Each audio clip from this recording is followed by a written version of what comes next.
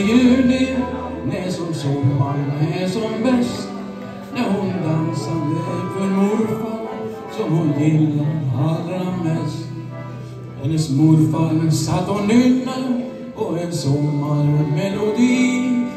Plötsligt spratt mitt inne gubben, han blev ung och han blev fri.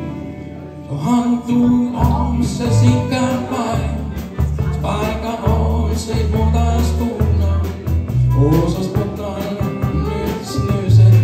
Sa min sköna får hon var vacker, han var stolt, rak i ryggen som en fura.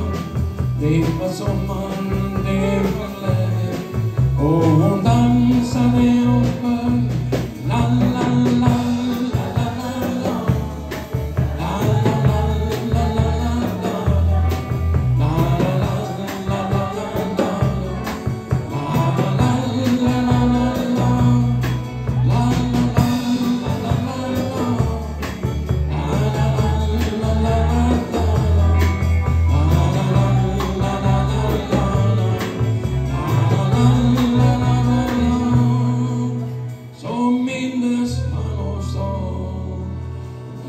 Jag skulle se till mormor, hon var lika grann som du, när hon dansade i gräset, likadant som du gör nu.